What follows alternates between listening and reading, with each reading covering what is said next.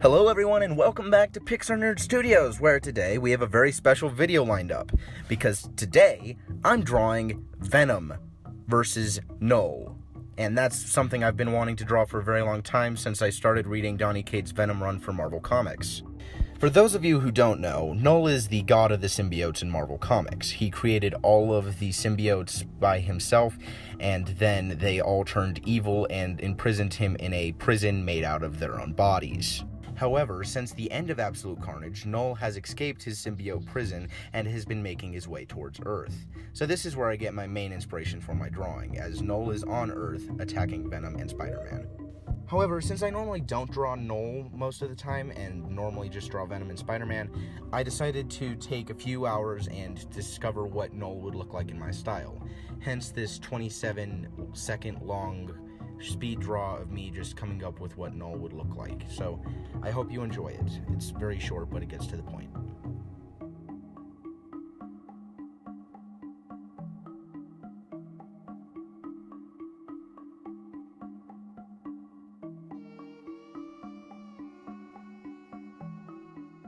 Since I have the rough sketches of what I wanted KNULL to look like done, I decided to start work on the main event. So here we go. It's time for the main event of me just drawing Venom and Spider-Man versus KNULL, and it gets very violent, and KNULL wins. Let's just say that, KNULL wins.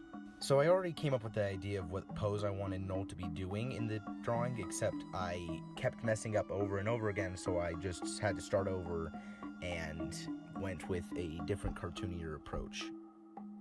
With this drawing, I decided to have KNULL winning, as I told you before, so I had KNULL holding Venom up in a choking position while Venom's symbiote is sort of falling off of his face, and then I had Spider-Man lying on the ground unconscious with multiple scars on his body, making it more violent than something I would normally draw. Something that I would like to point out with this drawing is that I added way more detail than I normally would have done with different drawings. So with KNULL's sword here, I decided to add more symbiotic goop around it, and I also added different creases and folds throughout KNULL's sleeves. As I said before, I made Spider-Man sprawled on the ground face up with a lot of battle damage and scars across his suit, which was very fun to draw because normally I draw Spider-Man's suit in a very normal way, and so with this I was able to add different attentions to detail and different nicks and knacks to his suit that I would normally not draw. Since what I did for inking is not as interesting as me explaining the poses of the characters, I'm just going to explain what I did for Venom. With Venom, I decided to have his symbiote slowly remove itself from his body since KNULL is choking him, making him seem like he's going to lose and be in a more vulnerable state. However, with inking, I did a very different technique than I normally use, as I decided to add a thin brush strokes around the various brush strokes that I already had in place, making it seem more professional than if it was just me drawing it.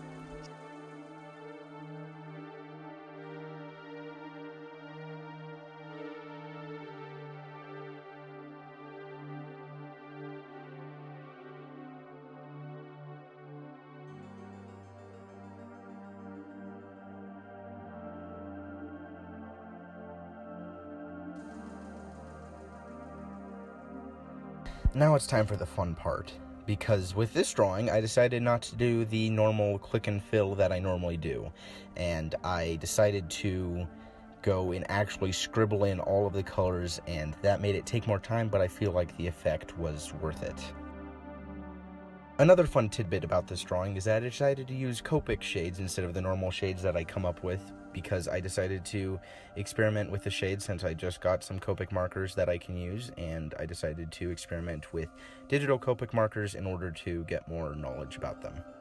And with Venom here, since I was using a different method of coloring than I normally would use, I decided to lower the opacity so I could actually see where all the lines of Venom meet, and so I don't go over the lines, if that makes any sense. Spider-Man was very interesting for me to color because when I draw Spider-Man, I normally don't draw his civilian eyes and hair because normally I just draw him with his mask on. So this was very fun for me because I got to draw more of the character that I love very much. Here comes the hurdle that I had to conquer with this drawing, which was the windows of the buildings in the background. I had debated on whether or not to put them there, and I decided to go with it, and so it really helped the drawing stand out in my opinion, and I enjoy it now. After the windows are done, it's time for me to start adding different details, such as the fire in the background, which I really enjoyed doing because it adds more colors to the dark, vibrant foreground. So yeah, if that makes any sense, it just adds more colors to the background to make the characters on the foreground pop more. After the fire, I decided to start drawing the thick black outline that I do outside of all the characters to make them pop off the background more, and then I decided to start adding the detailing and shading that I normally add after all my drawing and detailing is complete. So this is where I start adding all of those. This is what I meant by having the colors help the characters pop off the screen. So as you can see with Spider-Man, the shading and coloring helps make him seem like he's actually more in the setting than if he was just one flat color.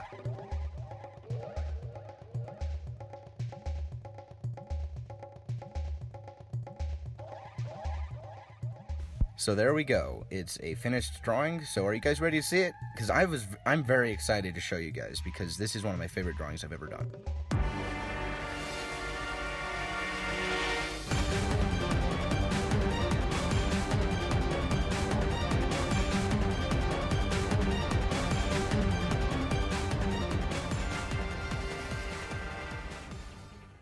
Also, Ryan Stegman noticed my drawing and retweeted it on Twitter, and that makes me really happy and excited because a famous artist, the guy who actually works on the Venom book, noticed my drawing, and now I'm freaking out because of how excited that makes me. He's one of the artists that I look up to, and he